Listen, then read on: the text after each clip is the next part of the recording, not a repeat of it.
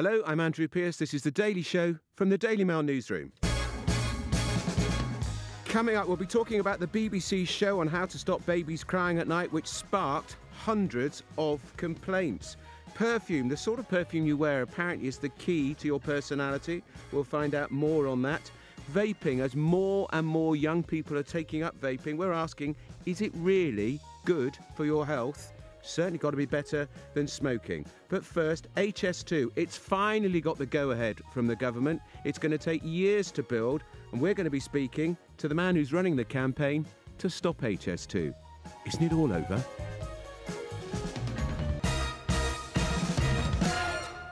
Well, the Prime Minister gave the controversial go-ahead to the HS2 high-speed rail link.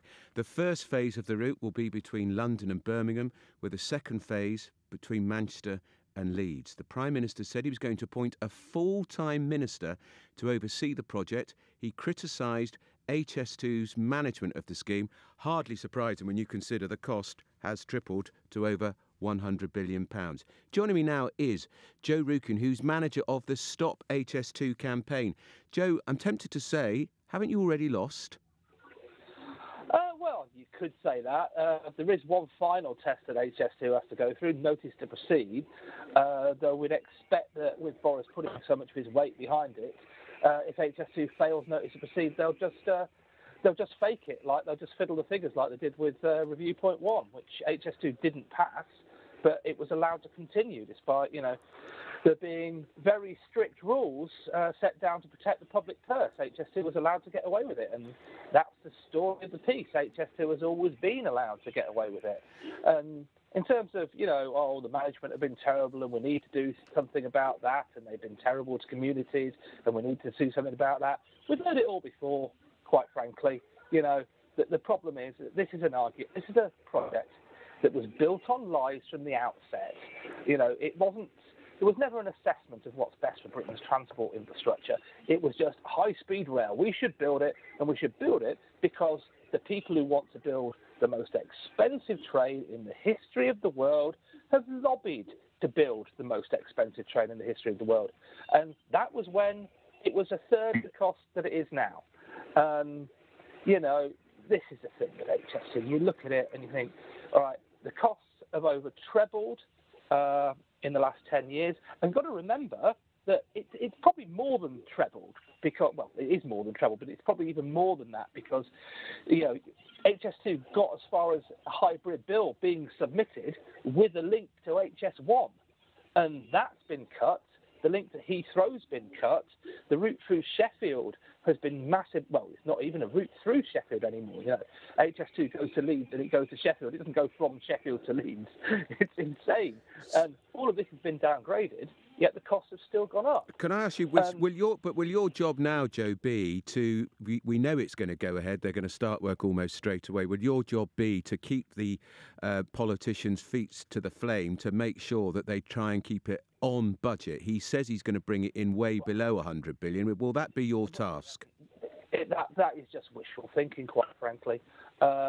We've heard all the excuses for this before, and the thing that really should scare everyone, quite frankly, well, two things actually. That the government's own infrastructure watchdog, the Infrastructure and Projects Authority, for 7 years, HS2 has been rated amber red, as has a major risks. And last year, after 7 years of it being rated amber red, it was rated red, unachievable. The programme was unachievable. All right. Yeah. And Boris Johnson seems to have ignored this, and of course a serious fraud office investigation. All right, Joe. We'll have to. That's Joe Rukin, who's manager of the Stop HS2 campaign. He's clearly not going to stop trying to stop HS2. Now, remember to tell your Alexa speaker to play Daily Mail News, and you'll get the latest newsroom live from Mail Plus. And at 5, you get to hear the latest Daily Show. Now, ministers shouldn't let history repeat itself by allowing children to get hooked on e-cigarettes, says the chief medical officer. Professor Chris Whitty says although the devices are safer, definitively safer than tobacco cigarettes, there remains question marks over their long-term harms. In a swipe at the big tobacco firms, of course, many of them now produce the e-cigarettes, he said he has serious concerns about their ability to addict young people. Some vaping products are brazenly marketed at children by using flavours such as bubblegum, chocolate mint and butterscotch. Joining me now is Andre Coutrouf, member of the UK Vaping Industry Association, and he's also chief executive of the vape retail chain e-vapo. Andre, are they dangerous? Are you addicting a generation of children with your chocolate mint and butterscotch bubblegum flavoured vapes? No, yeah. Hello, Andrew. Hi. I don't think so. So I think just to paint a bit the context of all of that, we have in UK 80,000 people dying of smoking every year. So this is 220 people dying every day of smoking. We know from Public Health England, vaping is at least 95% less harmful, and that's really the purpose of vaping, is there to offer smokers a less harmful alternative to smoking. And, but in an ideal world, they shouldn't do either, should they?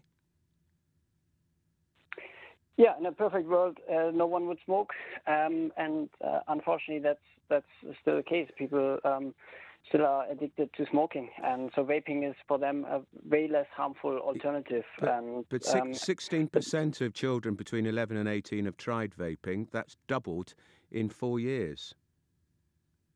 Yeah, again, we need to look at the statistic. We are very concerned about teen vaping. No one wants to see teen vaping, so we are taking as an industry that issue very seriously. But if you look at the actual statistic of regular use among teenagers, we are in a fortunate position that this is very minimal. It's still below 2%. On the other hand, teen smoking is now at historic lows, which is something we can really be proud of as a country. So why is the Chief Medical Officer so worried? I think there's still a bit of a knee-jerk reaction whenever it comes to nicotine. So many people associate nicotine with smoking, which is the deadliest habit people can have. But nicotine on its own is similar to caffeine. It is addictive, but it's not causing cancer. So I think we need to be careful to not conflate the issue. Vaping is there to help smokers to come off smoking and offer them a way less harmful alternative. It's not there to get non-smokers started. He does say, doesn't he, Professor Whitty says this, if you use them for a short period to come off cigarettes, it isn't such a concern. But if people use them for long periods, we don't know what the effect will be, and we won't know for many years. So basically he's saying you're marketing products and we do not know yet the long-term health effects. That's a risk, isn't it, then, if you're getting kids addicted at the age of 14? Yeah, no one wants to get kids addicted. No, you do. Of course you do, because you want to sell them more vaping products. No, we don't sell to kids. We have a Challenge 25 in all our retail stores. We only sell to adults above 18 years old. So we don't get kids addicted. To your question about the long-term implications of vaping, so we have a very long-term study of smoking where we know that 50% of all smokers die from smoking-related diseases. In terms of vaping has now been around for more than 10 years. There are 40 million vapers worldwide, and there's no one reported death of a regulated nicotine product. So that's as long-term as it can get for now. I think we have very long-term studies. We have Public Health England, which is advocating for all smokers to switch to vaping. We have the NHS, who's advocating smokers to switch to vaping. So I think we have a very clear consent in the medical profession. All right, that's Andre Coutrouf, who's member of the UK Vaping Industry Association, and he's also chief executive of vape retail chain e-vapo. Now, on Twitter we asked, should the government do more to clamp down on vaping? 25% of you said no, 75% think more regulation is needed. Now, if you enjoy The Daily Show, and we hope you do, please subscribe to us, leave us a review on Apple Podcasts, Google or Spotify. And if you want to get in touch, email me at dailyshow@mailplus.co.uk or follow us at mailplus. A BBC show on how to stop babies crying at night has sparked scores, if not hundreds, of complaints. Trust Me, I'm a Doctor on BBC Two looked at the evidence behind popular theories on how to deal with sleep-shy infants. Methods included controlled crying, where an infant is left to wail for long periods before being comforted. Other practices covered were letting a baby cry it out and parents sleeping with their children. Joining me to see what really is the best way to put your little one to bed is Annie Simpson, sleep practitioner, infant sleep consultant. Annie, explain, what exactly is controlled crying? Controlled crying is a sleep training method where parents go back at timed intervals and reassure their child or baby. Now, some people complaining about this programme thought it was an unacceptable way to look after babies. What's your view on that? I think people have opinions about sleep training and, this may be, based on their beliefs, and sleep training definitely isn't for everyone, but I think we have to respect parents' choices. But you personally don't have any issue with it? With controlled crying, no. The overwhelming amount of evidence has shown that it causes no long-term effect to parent or child. Right. The programme also talked about the problems if people take a child, particularly if it's under 12 months, into their bed because of the risk of sudden infant death syndrome or cot death.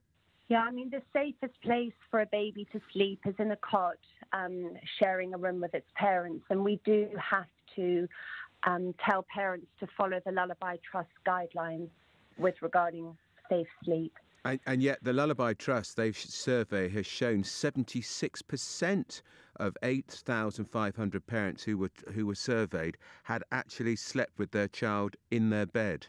Yeah, I mean, there are ways to promote safe sleeping, making sure there's no loose bedding is essential, but you have to make sure it's done safely. And I was staggered by this figure. I don't know if you were too in the same Lullaby Trust survey. 12% of the 8,500 respondents smoked and shared a bed with their baby, and 9% had done so after drinking alcohol. Are they mad? Did it say how much alcohol? Is it a glass of wine or Didn't booze say. night at the pub? It said. Yeah. But you wouldn't smoke in bed if you had your baby in bed with you, would you? I wouldn't. I think it's disgusting. but it's I would like to look at the study. I definitely wouldn't recommend smoking in bed with a baby. Nor would I. Not that I've ever had a baby. That's Annie Simpson, sleep practitioner at Infant Sleep Consultants. Now, coming up, are you wearing the perfume that best matches your personality or mood? And we take a closer look at an exclusive Money Mail investigation after, of course, we find out what's on TV tonight with Claudia Connell. Thanks, Andrew. Well, White House Farm on ITV comes to an end tonight. There are always real challenges in making a drama out of a story where everybody knows the ending. This is the story of Jeremy Bamber, who killed 5 members of his own family and who tried to frame his sister. Tonight he gets his just desserts in what's mostly been a great series. I'd say it probably went on a little bit too long, and Stephen Graham's dodgy Welsh accent didn't help matters. But Freddie Fox, who played Bamber, has been really impressive in this show. And then, whenever there are programmes that predict how we'll live in the future, they always get it horribly wrong. And they say that we'll be commuting, in flying cars, that kind of thing. Tonight on Channel 4, there's a new series called Kevin McLeod's Rough Guide to the Future. Kevin McLeod believes technology can help fix the future. The question is, can I persuade this bunch? So he's sending 3 cynics across the globe to discover how crazy new science is transforming our world. Look at this. It looks so futuristic. I've flown a plane with my mind.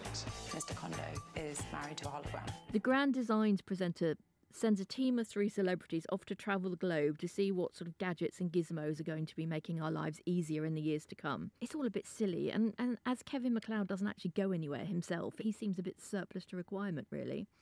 Now, if you haven't had a chance to check out new Sky Channel Sky Comedy, then I really recommend that you do, because they're showing some great stuff, including The Righteous Gemstones, and that's on tonight. Your whole ministry is set up to serve the gemstones. You should be ashamed of yourself. Well, I ain't. Good afternoon, Jesus. Thank you for letting me be born into this world as a gemstone. I grew up in a rural area. What she's trying to say is that she is a poverty person. It stars Dan Goodman as the patriarch of a large family of TV evangelists, and they travel the states setting up mega churches. Of course, they're complete crooks, and they're far more interested in fleecing people than saving their souls. Sky are also screaming all the episodes, so it's good if you fancy a binge watch.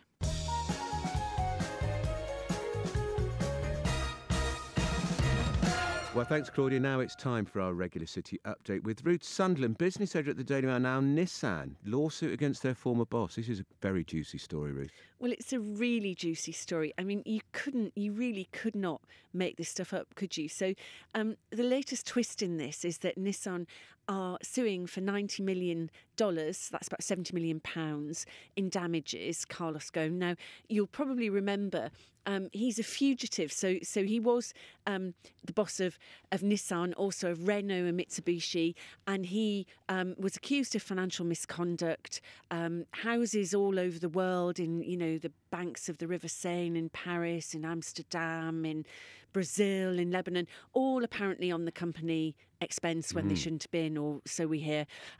He fled, apparently, in an musical instrument case. After I mean, it was just this astonishing, after concert, astonishing story. He's now in the Lebanon, where he was born and where he has a nice pink mansion. So he's in the Lebanon, and they are trying to claw some money back. They're also saying this $90 million is just the start, and that they'll probably go back for more because they think they'll have to pay fines caused by his misconduct. And what if he just says, get stuffed, I'm not paying anything, which he may well do? He might well do. So these claims are being brought in a Japanese court, of course. Now he is in Lebanon, so that would involve trying to get to him there. And there's no extradition treaty, I don't think, is there? I'm not an expert on Japanese-Lebanese extradition, but I would have thought it would be fairly complex and unlikely. Some of these accusations are so juicy, though. I mean, one of the things he is alleged to have done is to have used some of Renault company money to host a Marie Antoinette themed party for his wife's 50th birthday and to celebrate their wedding, which, you honestly couldn't make up, really, could you? In Versailles. Conrad Black did something very similar. Do you remember? I Daily Telegraph money. Do remember that, yes. I do. He was dressed as Cardinal Richelieu, wasn't he? He was indeed. Yeah. Well, so imitation and all that. How the other half live. Indeed. That's Ruth Sunderland. Now, we've got the Deputy Sports Editor, so we're very honoured. Tim Nichols is here with the latest. The Chinese Grand Prix, oh dear, coronavirus. Yeah, it's postponed. It's due to start in April. The Formula 1 World Championship starts again next month. The China Grand Prix in Beijing was due to be in April, and it's coronavirus. It's off, and that's going to cost the F1 owners £40 million. They can afford it. They can, but it's still a huge amount of money. That's twice what they pay for Silverstone, what Silverstone pay to host the race in Britain. And this is obviously a big issue, the coronavirus for a lot of sporting teams in this country. There'll be a lot of, we've talked about it before, about tours to the Far East. They're all going to be in huge doubt now. Now, referee John Moss is offside. He's been a naughty boy. Offside, like it. Yeah, no, he's been very naughty. They wrote it for me because, I know nothing about football. He deserves to be shown the yellow card, or possibly the red. Right. He was a few sarcastic comments to Bournemouth when they were losing to Sheffield United on Sunday in the Premier League. It's not really the done thing. A bit disrespectful. You could argue, some people are arguing today that actually just, deal with it. Get on with the game. If you can't take a bit of banter, if you like, from a referee, then you need to just sort of get on with the game. I would argue that it'd be nice if players showed a bit of respect to referees and referees showed a bit of respect to players, but it's not a perfect world. And finally, how is our Give Greavesy a Gong campaign It's going fantastically well. I can tell you, I have read every single email and letter that we've received. There's some fantastic stories. We've been overwhelmed by the response, and it just shows what comes across is not just what a fantastic player he was, we all know that, but what a lovely, generous, kind, caring man he was. He helped so many other people, had time for everyone, and it's not just, football has become such a tribal game now, but when he was playing in the 50s, 60s, early 70s, it was a different world, a different game. And what struck me is the amount of football fans from other clubs who, he played for Chelsea, Spurs and West Ham, but fans of clubs from all over the country saying, give this man a gong, he is a legend. And he was also a pretty damn good TV commentator with that mate Ian St. John. I mean, to be honest, as many of the emails we've had have been about St. Greavesy as they have about his playing career. Because that would be people, younger people. Absolutely. Well, that's how I remember Jimmy. Exactly. And he was brilliant. He was a very funny guy. And, of course, the fact that he was a fantastic footballer as well, just added to the legend of Jimmy And is Ian St. John still around? Ian St. John is still around. So he's presumably backing the campaign. Of course he's backing backing the campaign. And you know, somebody sent me a petition to my Daily Mail just saying, Andrew Pierce, we want to get you behind this Greavesy campaign. I said, it's the Daily Mail campaign. I've already signed it, I hope you said. I've signed it. Good man. That is Deputy Sports Editor Tim Nichols. Now, if you want to get in touch, you email me at dailyshow@mailplus.co.uk or you follow us at mailplus. Now, different personality types find themselves attracted to different scents, according to a celebrity psychologist. British behavioural expert Joe Hemmings explained in the Mail today that people are known to subconsciously choose a perfume or aftershave that reflects their character or the person they want to be. Well, Joe Hemming joins me now. Well, Joe, I've got to ask you, what scent do you use? Oh, well, actually, I'm a bit of a kind of a variety of different scents. I think my favourite one is Black Orchid by Tom Ford. Right. Which is quite sort of sandalwoody, and it's quite a heavy scent, but I like it. What does that say? What does that say? Well, what does that say about your personality? Yes, come on. Well, I'm a warm, earthy person, confident. That's what it says. Also, a lot of scents are to do with triggering memories, because I'm at a certain age. I recall those essential oils, right, like patchouli and sandalwood. And I kind of like things that evoke that. So okay, so I use remember Jo Malone. She's now got a new range Jo loves, and I've got a couple of her aftershaves. What does that say about me? Apart from that, I've got more money than sense because they're not cheap.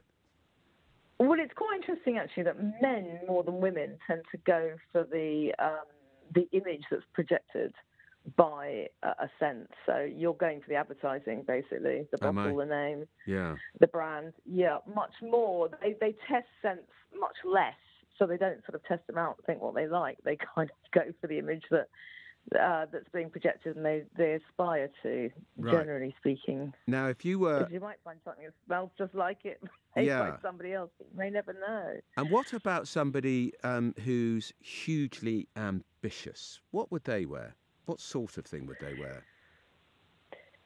Well, very confident, ambitious people would probably wear quite a heady fragrance. So it's somebody who wants to be noticed. It's like a signature scent. They want to go into a room and you kind of know they've gone in within seconds before seeing them, or they've left, because they're leaving a trail of scent behind. So it would be quite a heady fragrance rather than anything light and understated. It would be quite the opposite, sort of slightly overstated. Okay, now you've teamed up with a perfume shop for Valentine's Day. Do men particularly go mad buying their girlfriends, wives, partners scent, or are many women buying scent for their men now? I think a bit of both. I mean, it's a traditional thing for men to buy for women, I guess, but you know, there's just such an enormous array of choice, far more than there ever was before. So it's very difficult to get it right. And if you've got something to go on, which is either obviously knowing what scent they wear or taking a bit of a guess at their kind of character and getting some advice based on that. The last question is, why is Tom Ford stuff so expensive? I don't know why is any of this stuff so expensive. I nearly fell through the floor when I bought a bottle recently. It was a present for someone. I couldn't believe how much it was. Yeah, it's really expensive. So I'm very kind of sparing with it, I have to say. No one would know my signature scent. I'm so mean with it that you'd hardly know I was wearing it. I'm with you. I said to the person I bought it for, use it sparingly because there won't be a refill. Trust me. That's right. Don't spritz the room with it. Exactly. That's Jo Hemmings. She's a celebrity psychologist and she's talking all about... If you want to team up with her, she's at the perfume shop for Valentine's Day.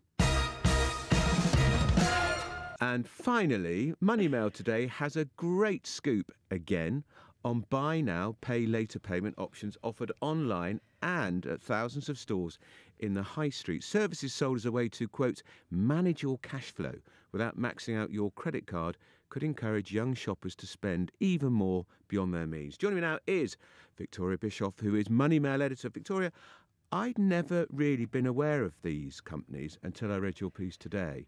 Klarna, ClearPay, Lay-Buy. Why did I not know about them?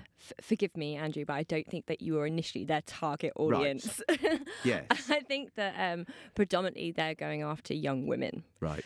And it's the likes of these, it started off these online retailers such as Boohoo, Pretty Little Thing, and it was a way of getting an outfit for a night out. and being able to spread the cost over weekly instalments. So instead of paying for a £60 handbag up front, you would pay maybe £10 each week. And do you go in and pay them cash, or do they have a standing order system set up with the bag? So if it's online, you hand over your debit or credit card details, and they'll continue to take it from that card. Yeah. And if it's in a high street store like, for instance, JD Sports, M&S are doing it as well, I gather. Yeah, so online. So again, it's the same principle. They'll take it from that same card. What is the disadvantage about this? It's encouraging people to spend money they haven't got. Exactly. So then they're marketed as no interest. So you won't pay any interest on those instalments. But the danger is if you miss a payment, there could be late payment fees, right? Which on like low price items could end up being more than the actual item's worth. Or what we have seen is that these firms are quite quick to pass on the debt to debt collectors. Oh, charming. Which can have a really negative impact on your credit score, which can affect your ability to get a mortgage or even a mobile phone contract in the future. Why did they go for young women in the first place? Why not young men? Well, maybe I'm sure young men are also in the audience, but I think it's young women. The pressures now of Instagram, social media, and this need to have a new outfit for every occasion and not to be photographed in it twice, I think that just tends to fall more to women. And I'm just looking, lay-by, they charge late fees £12 per missed instalment, and if it's only a £40 item you've bought. And it's so confusing. It's different fees for different purchases, and they rack up quite quickly. And if you think that many of these people using this type of payment scheme might be making 2 or 3 orders a week, now they might be sending a lot of that back because they order 5 dresses, try them all on, keep one, send them back. But it just makes it really impossible to keep track of all the money going in and out of their account, and which makes budgeting impossible. Of course. What's your advice, finally, Victoria, to people considering buying using these sort of schemes? I would say be very wary. I think that if you can't afford to buy a £30 handbag up front, should you be buying it? Would it not be better to wait 3 weeks to save up the money, or wait till your next payday and then purchase it, rather than get trapped in this sort of spiralling debt? Because I guess if they get a hot date, they want an outfit that night. Well, this is the thing. So you can't just put the onus on the customers, because these are young women and maybe 19 who haven't been taught much about personal finance, perhaps. So it's also down to the payment providers and also the retailers to think very carefully about, are they making the customer aware of the potential pitfalls? Are they doing enough to make sure they're not giving credit to people who can't manage it? They're just luring more and more people into debt, aren't they? Yeah. Pretty much. High Street's in trouble, so this is another way of getting customers across the threshold. Exactly that, and they need to take some responsibility. I think they do. Great scoop for Money Mail as ever, and Victoria Bischoff is the Money Mail editor. Thank you very much. So we have time for... That was great. That's all we have time for today. For the latest from the Daily Mail newsroom, come back every day for briefings at 7 a.m, 12 noon, and of course 5 p.m, where you can listen to me all over again. That's all from me, Andrew Pearce, from The Daily Show. I'll be back tomorrow. Have yourselves a great evening, and good night.